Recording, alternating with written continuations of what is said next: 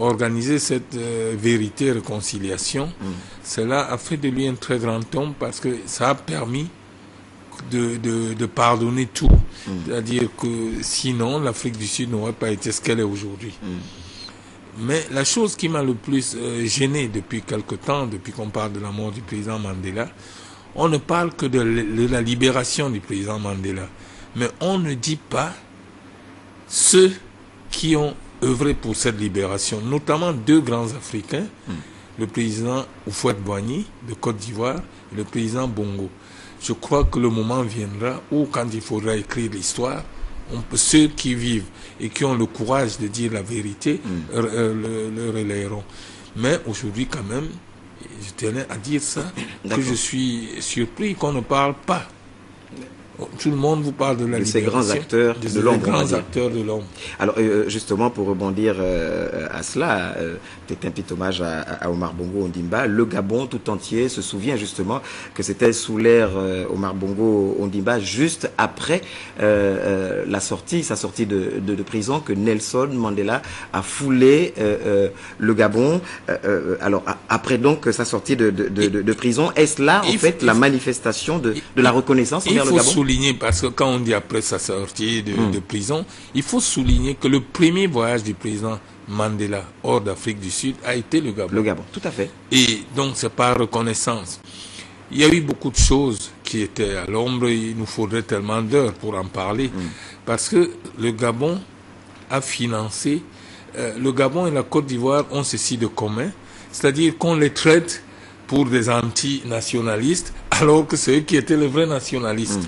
Parce que c'est le Gabon qui a financé beaucoup. Il ne se pas le président de Libye actuellement qu'on ne voit les membres de l'ANC exilés qui étaient en contact avec ceux d'Afrique du Sud, venir ici. Et c'est ainsi que quand le président Mandela est sorti de prison, il y a eu une grande discussion. Parce qu'on disait que pour que le président Mandela sorte, il a dit le Gabon, ceci. Certains ont dit, ah non, le Gabon, c'est ceux qui ne connaissaient pas. On dit, pourquoi le Gabon? Et ce pays-là qui est français, qui est ceci. Et c'est là où les Walter Chizoulou et d'autres ont dit non. Nous qui étions en exil, nous qui avons été en exil, les autres, nous savions le rôle que le Gabon a joué, qu'aucun pays a autant supporté financièrement, matériellement que le Gabon. Alors les autres, bon, ça s'est passé comme ça. C'est ainsi qu'on a dit, bon, le premier voyage qu'il doit faire hors de l'Afrique du Sud, c'est le Gabon. C'était donc inéluctablement un signe de reconnaissance envers le Gabon. Absolument. Et après, il est revenu une deuxième fois. Il est revenu, il a dit qu'il voulait écrire des mémoires. Il est venu, donc le Gabon a un rôle. Et c'est ça. C'est pas la côte. Prenez ça avec beaucoup de conscience. Instant de joie et de communion pour plus que d'habitude pour ce baptisé Ange Ibi Mbappé. Et puis pour assurer une bonne qualité des enseignements français à l'école nationale de la magistrature, eh bien, un séminaire de sensibilisation des formateurs animé par des experts français est donc organisé à l'ENM, un séminaire qui vient appuyer les réformes pédagogiques entreprises dans cette école. Jean-Augustin Zedi, Gérard Mindou.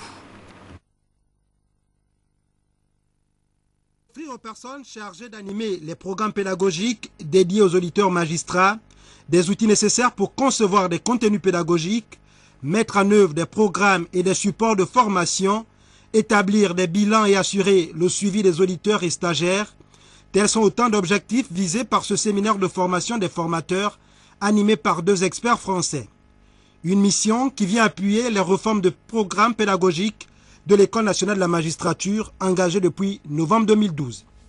Nous allons d'abord essayer de comprendre le système de formation qui est mis en place ici dans cette école au profit des personnels de justice. Et puis nous allons aussi insister sur les méthodes actives, tant il nous semble que l'école de la magistrature doit être avant tout une école d'application où on va déjà travailler le métier de manière active et non pas une succursale de l'université. On est dans l'idée non pas de venir avec un modèle franco-français qu'on voudrait appliquer ici, pas du tout, mais au contraire aider le groupe qu'on va former à s'approprier les méthodes qu'on va leur apporter pour que vous fassiez ici un programme qui ressemble à la justice gabonaise et qui lui convienne. Un séminaire de formation de formateurs qui constitue l'une des obligations portant réorganisation de l'ENEM. Après avoir défini les contenus des programmes dédiés à la formation initiale, autour de l'apprentissage des métiers et recadrer les programmes de formation continue autour des thématiques dont la pertinence est signalée par les juridictions elles-mêmes, le présent séminaire achève notre réforme qu'il s'agira désormais de consolider sur ces bases. Au terme de ce séminaire, les participants devraient être capables d'évaluer les mutations à réaliser pour une meilleure qualité des enseignements dispensés à l'École nationale de la magistrature. Géant Motors 2014, le représentant du groupe General Motors Company, le leader mondial de l'automobile aux États-Unis, a procédé le week-end écoulé à la présentation de sa nouvelle gamme de véhicules, le Trax, aux passionnés des marques Chevrolet. Le reportage de Paulin Siaki, les images de Louis Bestar-Lenyongo. Représentant du groupe General Motors Company au Gabon, leader mondial de l'automobile, la direction générale de Motors Gabon vient de présenter son nouveau Chevrolet, le Trax, aux multiples invités et visiteurs. Cette cérémonie qui s'est déroulée à son siège au carrefour Sogatol a reçu du monde. Occasion pour le directeur technique de présenter aux passionnés de l'automobile les caractéristiques du Trax. Pourvu de jantes alliage 16 pouces pour parfaire son design, de feux anti-brouillard complétant sa face avant, déjà doté d'une calandre en 2 parties et d'optique surélevée, il entre dans la catégorie dite des crossovers, avec son faible empattement, car d'une longueur de 4,25 m. Pour le staff Géant Motors 241, le Chevrolet Trax est conçu pour affronter tout genre de route en Afrique, dira son directeur général. Géant Motors est actuellement en phase de redynamisation avec l'arrivée d'une équipe à la direction générale et une équipe technique qui met tout son savoir-faire dans ce métier. Tout ceci, bien sûr, afin de rendre les plus grands services à notre prestigieuse clientèle que vous êtes, bien évidemment. Ce sont de belles voitures, on a constaté. En tout cas, elles sont très belles et pratiques pour la route. Je suis en train de les découvrir. Apparemment, déjà, avec les premières, on va dire, informations reçues, c'est assez attrayant, ouais. Ça donne envie d'essayer. C'est une réussite au point de vue esthétique, vraiment très réussie. Il faut souligner que le groupe General Motors Company a, au fil de son histoire, su s'adapter aux attentes des utilisateurs de la gamme Chevrolet à travers le monde. Le constructeur s'engage à proposer, au courant du premier semestre 2014, d'autres modèles du Trax. Et on ouvre à présent le volet politique local 2013 avec le meeting d'ouverture de la campagne de la liste UPG du 6e arrondissement, conduite par Mathieu Mbumba Ndiengi, secrétaire exécutif du dit parti. Meeting tenu hier dimanche au petit marché de dragage à Nzengayon. Le reportage d'Eric Ndiengi Badinga et Yvette Okosa.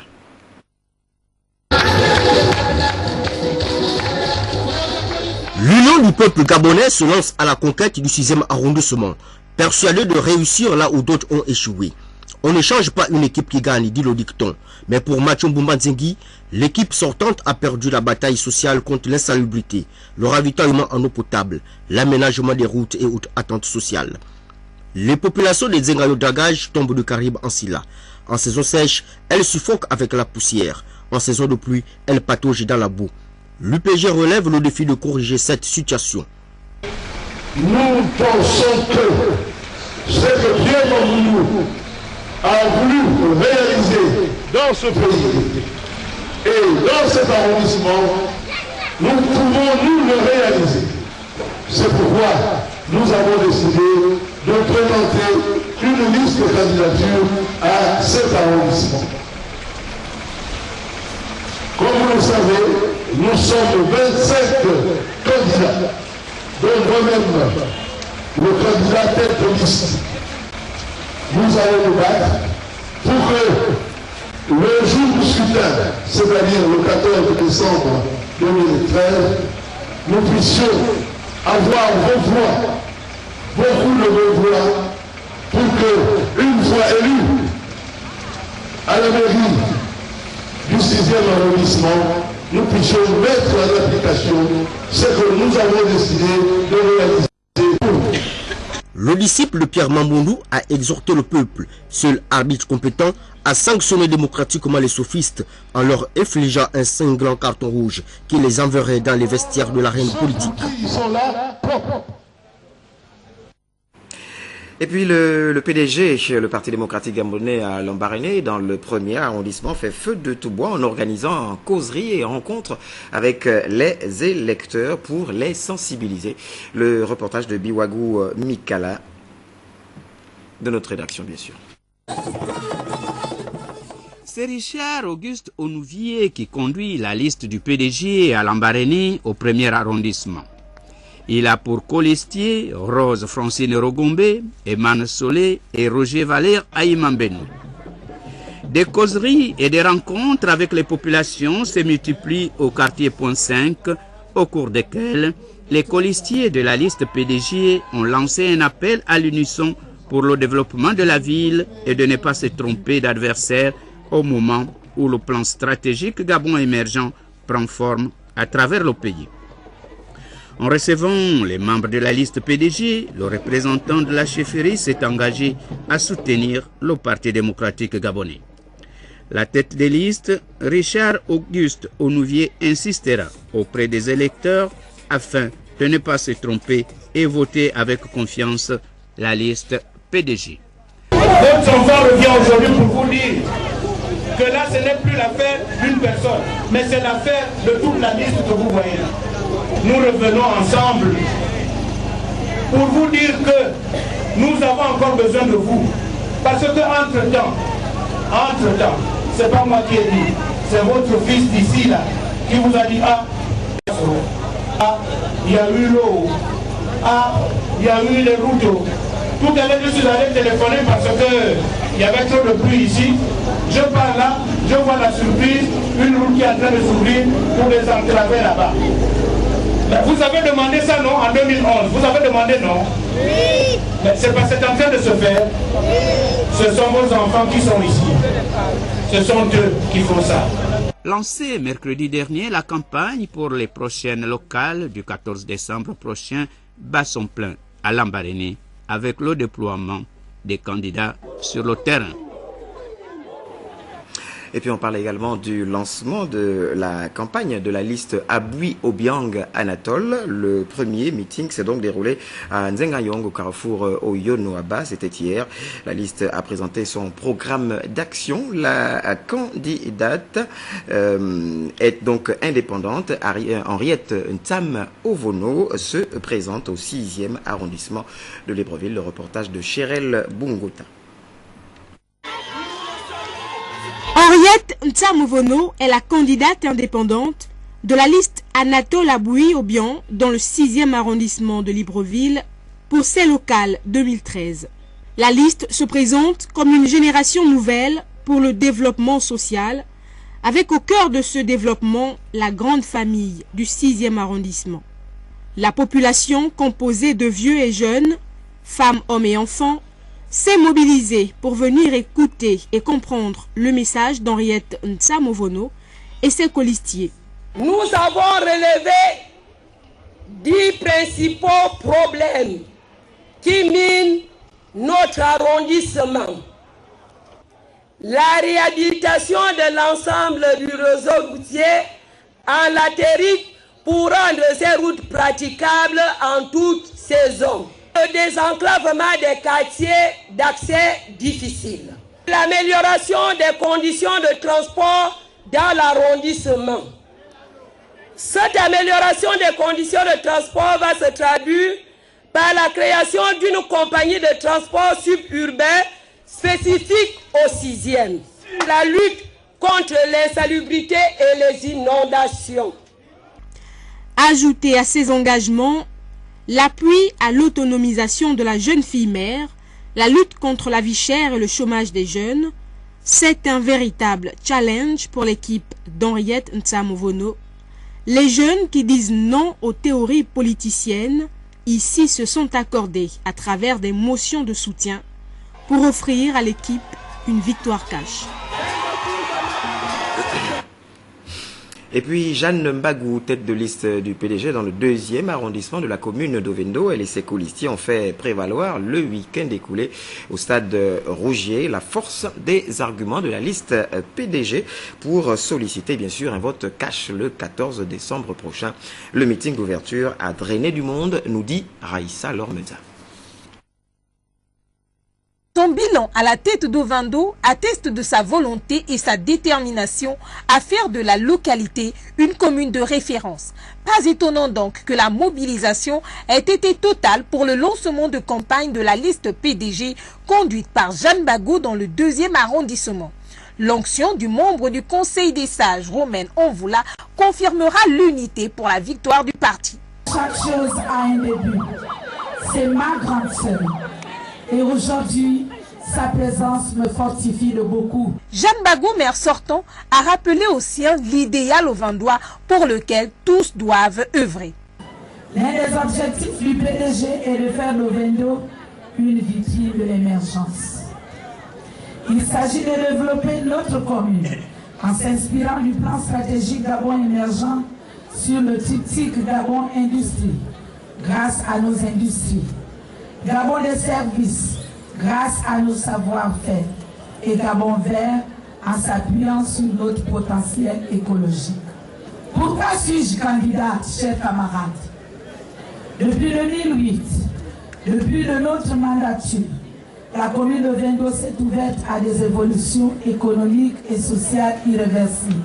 Parachevons donc l'œuvre de développement que nous avons amorcée ensemble il y a 5 ans. Le lancement de campagne de la liste PDG conduite par Jeanne Mbagou dans le 2e arrondissement. La force des arguments prévalant. À Franceville, également, le PDG a lancé sa campagne sous le signe d'une adhésion populaire à la liste conduite par Jean-Pierre Oiba. La place des fêtes était donc le théâtre de l'événement. Le compte-rendu de Gabon Télévision sur des images de Victor Mundunga et Sophie Alességué. La place des fêtes de Franceville a affiché complet. Ils sont venus par milliers, militants et sympathisants, aduler leur candidat Jean-Pierre Oyiba, tête de liste PDG de la commune de Franceville. Un lancement de campagne à la dimension des ambitions du candidat.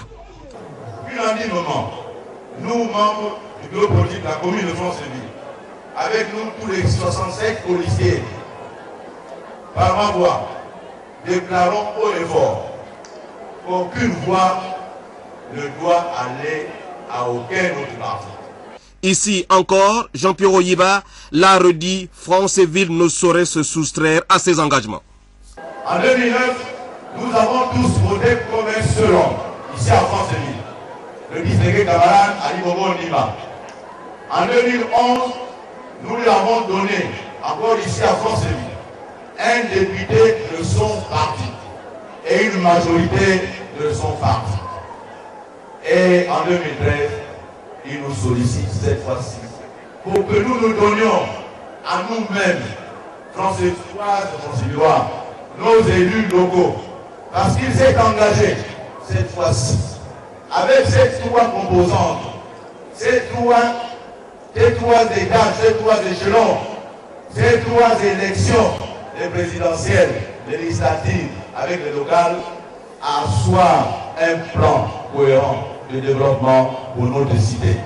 La place de fête de Massoukou a vibré des heures durant aux sons et rythmes divers, en signe d'adhésion et d'attachement aux idéaux réalistes d'une politique qui n'a jamais trahi.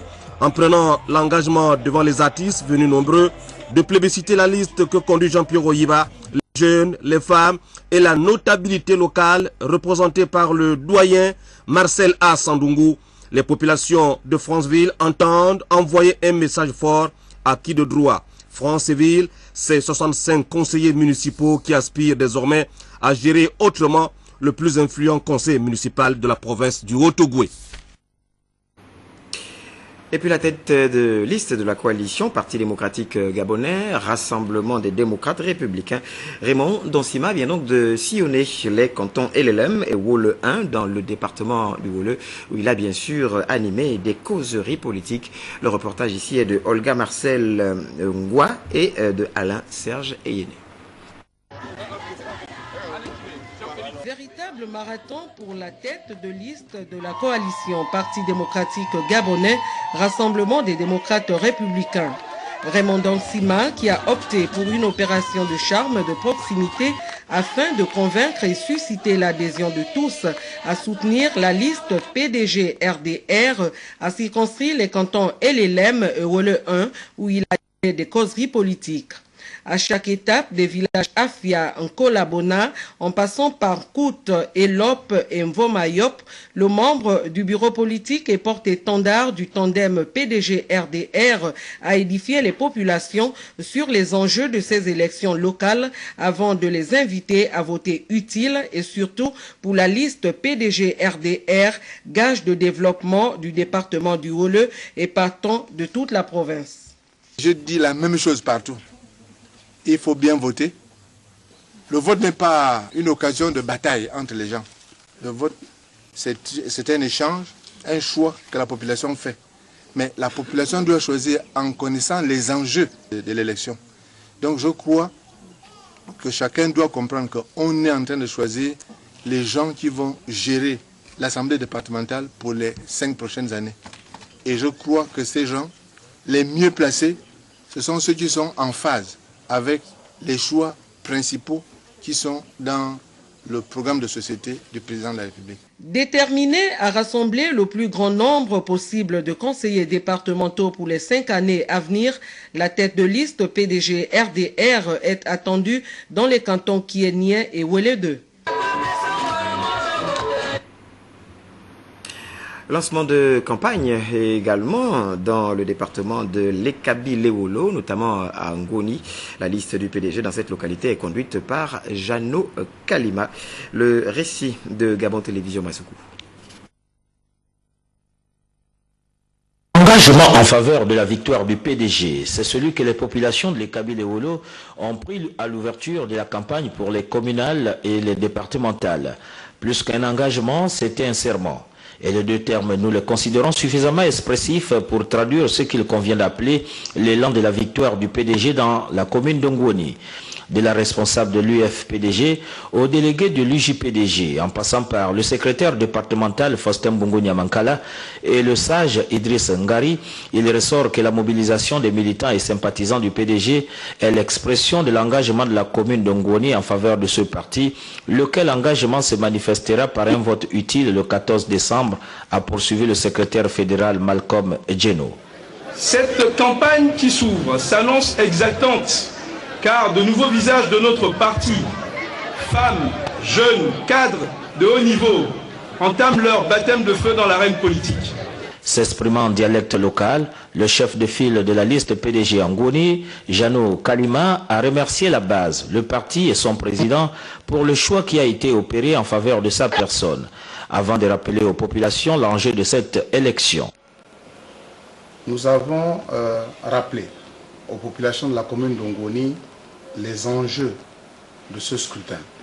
Premièrement, l'élection qui va se dérouler sur la base des listes électorales à caractère biométrique. Et en Ngoni, nous votons toujours au PDG, c'est un fait. Avec la biométrie, nous devons toujours démontrer aux yeux de l'opinion que nous avons toujours voté dans la transparence. Ces interventions ont été les premières pierres d'un chantier en phase de construction lors de la campagne qui se poursuit en Ngouoni.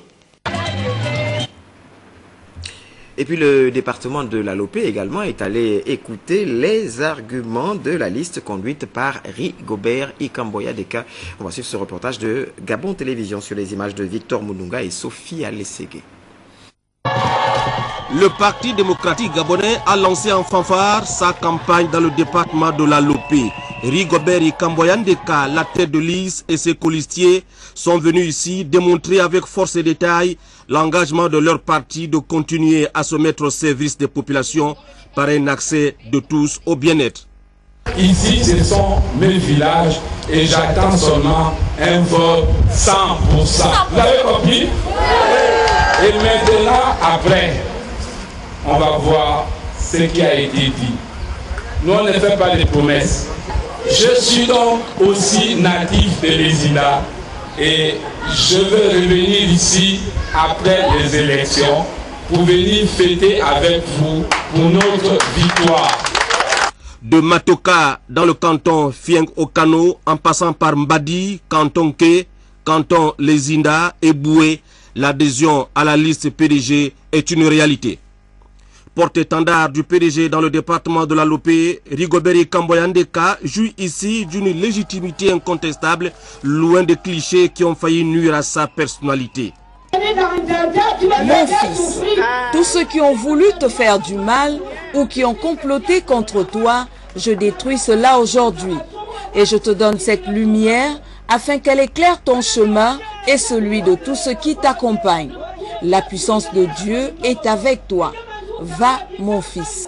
L'homme qui bénéficie toujours de la confiance de son parti politique a dit aux populations de la Lopé que la décentralisation attendue par les élus locaux ne peut se faire sans sa formation politique, le PDG bien assis à Boué, ses environs. Le scrutin du 14 décembre prochain permettra, selon Rigobert Ikamboya Deka, au département de la Lopé, de confirmer son ancrage au parti au pouvoir. La localité de Mekoko a constitué la prochaine étape. Et puis la liste PDG conduite par Aimé Popan Tuti Mouyama propose dans le premier arrondissement de la commune de Tchibonga des logements sociaux à travers le projet de la cité municipale Un toit, un citoyen. Armel Baoulé.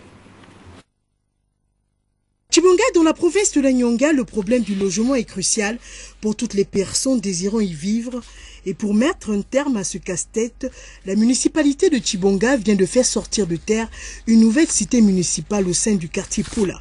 Ce projet, Un toit, un citoyen, est reparti sur un ensemble de plusieurs appartements sociaux, comme le confirme l'actuel maire de la commune de Tchibonga, Jérôme Kwenzi Mikala, qui, au cours de cette visite guidée, présente ce projet novateur, Un toit, un citoyen, aux populations de Tchibonga. Au total, il y a 6 maisons. Il y a 6 maisons qui peuvent déjà être habitées et il y a une 7e maison qui est en train d'être construite. C'est un petit projet, certes, mais c'est un projet qui est porteur, d'autant plus que nous essayons donc de suivre la voie passée par son Excellence Libongo Ndimba, dans ce sens que nous devions donc faire en sorte que nos concitoyens aient un logement décent. En rebelotant pour un second mandat au sein de la municipalité de Tchibonga, le maire Jérôme Kwenzi Mikala souhaite pouvoir loger plusieurs familles et créer un certain nombre d'emplois pour les jeunes dans la commune de Tchibonga.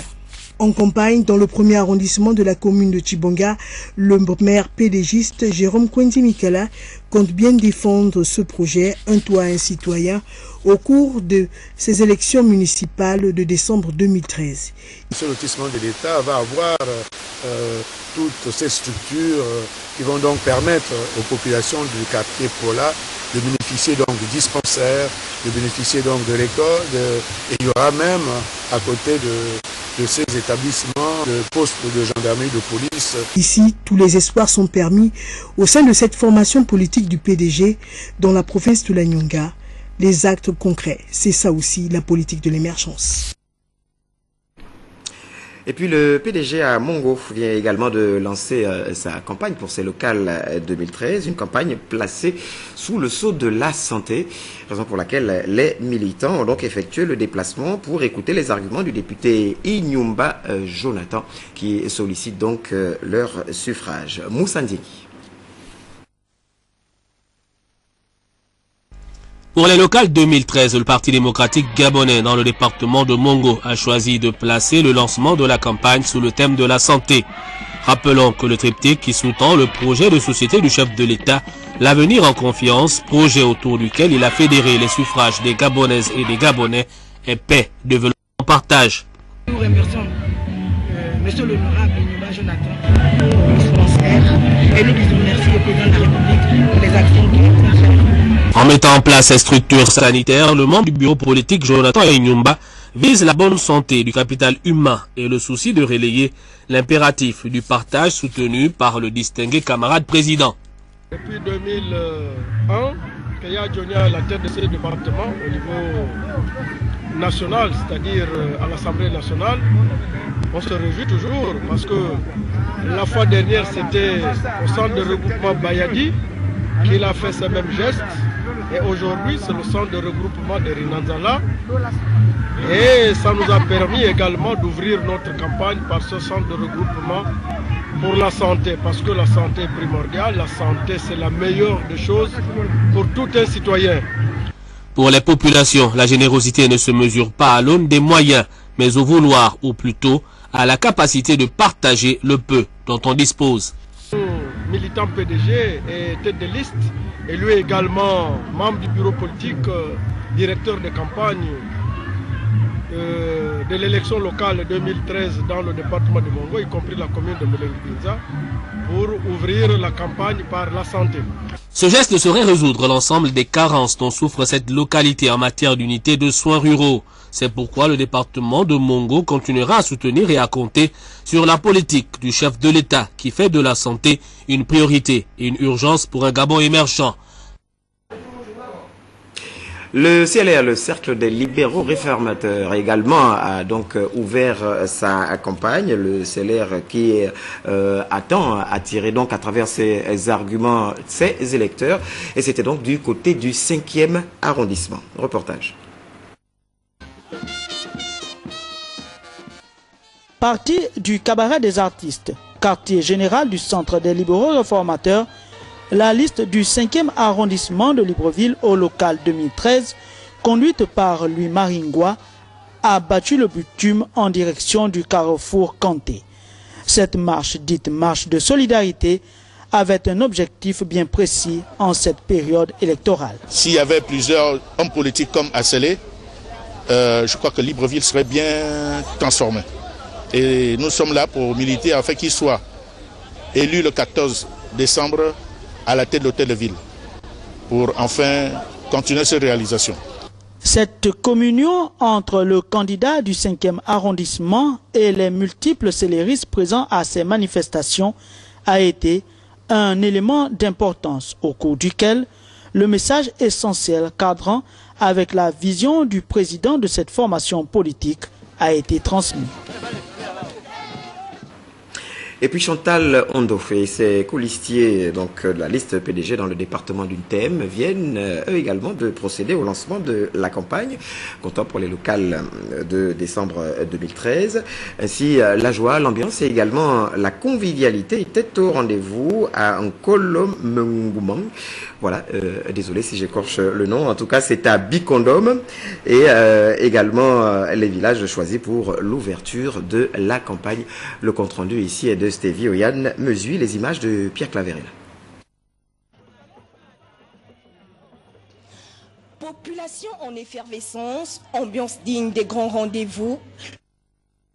L'ouverture de la campagne PDG comptant pour les locales du 14 décembre prochain dans le département d'une thème, un franc succès. Parmi les points saillants de cette rencontre, la messe d'action de grâce organisée à Nkolomengumang pour demander à Dieu d'accompagner les candidats PDG tout au long de ces joutes électorales.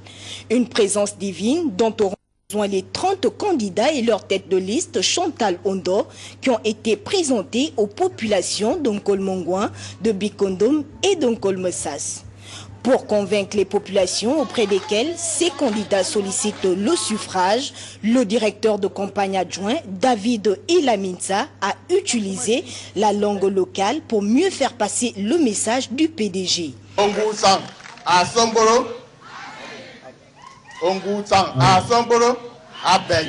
Compte tenu de l'ignorance parfois observée des populations par rapport au choix des candidats dans l'Isoloir, le membre du gouvernement, Honorine Nzebitege, par ailleurs natif de cette localité, a expliqué le comportement à adopter. Votre liste, c'est la liste que vous verrez avec la main. C'est celle-là que vous prenez, que vous mettez dans l'enveloppe. La tête de liste PDG d'une thème, Chantal Ondo, a dit avoir choisi son équipe selon les critères de compétence, de dynamisme et de connaissance du terrain. Elle pense que ces atouts suffiront pour que les populations leur fassent confiance. Choisissez les hommes qu'il faut pour que ces hommes aillent vous représenter auprès du distingué camarade, parce que c'est le seul président que le Gabon a. 14 décembre au soir, Chantal Ondo et ses colistiers sauront effectivement si les populations ont adhéré à leur message de prospérité et de développement de la localité. Et puis les agents de la compagnie minière de Logoué, Comilog, étaient donc en fait à l'occasion de la célébration de la Sainte Barbe, sainte patronne des mineurs. Ces moments de retrouvailles entre collègues ont donc amené le président d'administration de Comilog, Claude Villain, à appeler à l'implication de tous avant donc de dresser le bilan 2013. Envoyés spéciaux bien sûr à Mwanda, Serge Ndiengi Mabila, Ludwin Kavou de notre rédaction. Mwanda, ville minière du Haut-Ogooué, soumise au rythme de la Sainte Barbe, sainte protectrice des mineurs édition 2013. Parmi les activités ayant ponctué cette semaine de célébration, l'organisation de 2 soirées de gala. Ici, loin des simples réjouissances, les salariés de Comilog réfléchissent ensemble sur l'avenir de leur boîte, non sans dresser un bilan de l'année qui s'achève. Au niveau de la production, si l'objectif était fixé à 3 millions, nous terminerons l'année autour de 3,7 millions. Malgré tout, un travail considérable a été effectué tout au long de cette année, notamment avec le projet performance opérationnelle. Initié en avril 2013 par la direction générale, ce qui laisse augurer des meilleures perspectives pour 2014. Deuxième producteur mondial de manganèse, la Comilog emploie au Gabon 3100 personnes à l'heure actuelle et s'inscrit au rang de premières entreprises industrielles du pays. Pour 2014, la société ambitionne atteindre une production de 4 millions de tonnes contre 3,7 millions réalisés en 2013, d'où le slogan 4 millions de tonnes, notre challenge en toute sécurité. Le CIM bénéficiera l'année prochaine aussi du projet PPO. Alors que DFUP, grâce à l'arrivée de nouveaux wagons et à une meilleure gestion des opérations, parvenait à réaliser de bonnes performances de transport, DEV souffrait des interruptions de trafic dues à de multiples déraillements et consécutivement à des réductions des intervalles de travaux. Mais tous ces progrès restent fragiles. Et l'année prochaine, nous avions déjà inscrit 4 millions de tonnes, mais nous serons sans doute vers 3,9 millions, car il faut que certains wagons soient réparés et que ceux que nous avons commandés aussitôt arrivent. La Sainte Barbe, de son vrai nom, Sainte Barbara, sainte patronne et protectrice des mineurs, est une occasion de partage. L'édition 2013 est un véritable moment de communion qui s'est déroulé en présence des autorités du Haut-Ogooué, dont le gouverneur Bertrand Mundunga. Il faut dire qu'à l'occasion de la célébration de la Sainte Barbe 2013, Mwanda, la cité minière du Haut-Ogooué, a donc constitué le carrefour des cultures africaines en abritant bien sûr une foire d'exposition. Reportage. Vendredi 6 décembre 2013, le stade annexe Henri Silvos de Mwanda affiche complet. Sur la pelouse de ce terrain, le multiculturalisme de la cité minière est mis en exergue. Ici, danse traditionnelle, exposition de produits, art culinaire, sculpture, peinture, tissage, tout ou presque tout concernant les cultures altogovéennes, logovéennes et même africaines au regard de la forte implication à cette foire des colonies étrangères amies se dévoilent et charment le public ayant effectué le déplacement du stade. Comilog se veut une société citoyenne. Elle fait partie intégrante donc de la ville de Mwanda. Il était normal donc qu'elle associe dans ses activités toutes les composantes de la ville de Mwanda. On a pu associer les communautés, toutes les communautés gabonaises et les communautés étrangères pour présenter l'art culinaire et aussi les danses culturelles, quelques danses culturelles du Gabon. Et surtout avec la visite guidée, parce que là on apprend quelques cuisines, quelques repas des pays. Et là on regardait l'art vaudou, là, les danses vaudou, et c'est vraiment une réussite. À quelques mètres des expositions, les jeunes de Mwanda trouvent leur compte. La kermesse organisée par la Comilog fait de nombreux heureux pour dire la Sainte Barbe offre la possibilité aux populations du Haut-Ogooué, singulièrement celles de Mwanda, de partager ces moments festifs avec les mineurs.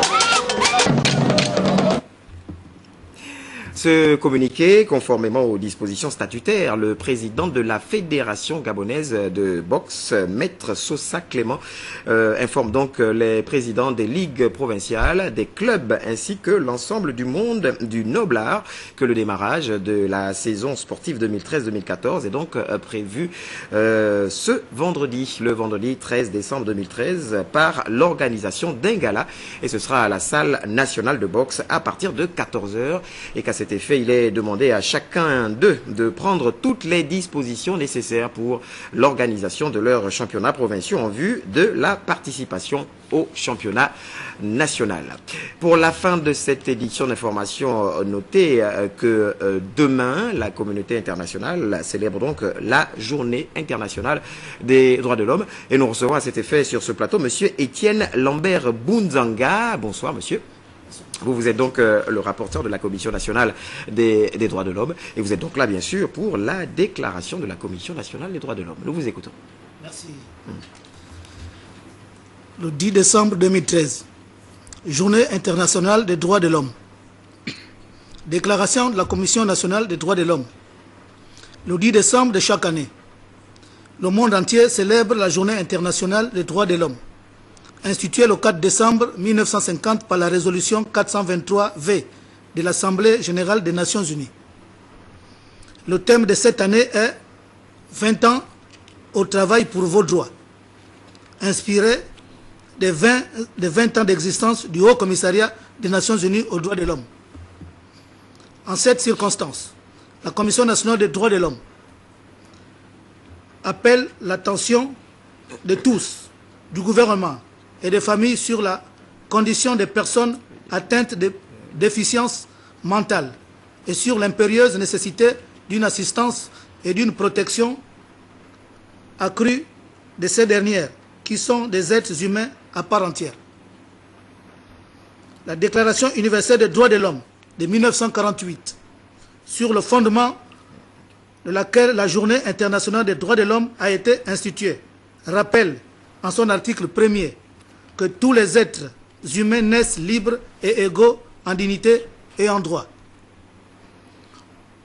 Partant de là, l'Assemblée générale des Nations unies a adopté le 20 décembre 1971 la Déclaration des déficients mentaux, au terme de laquelle la communauté internationale appelle à la solidarité humaine et au sens responsable des États pour que le déficient mental puisse jouir des mêmes droits que les autres êtres humains.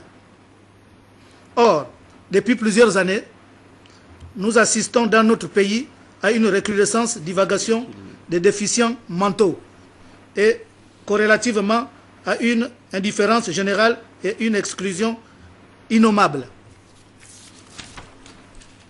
La CNDH constate malheureusement que toutes les décisions qui ont été prises par les différents gouvernements qui se sont succédés et qui étaient pour chaque fois frappées de coins de bon sens sont demeurer hélas au niveau de simples intentions. Aujourd'hui, la situation est encore plus préoccupante que jamais.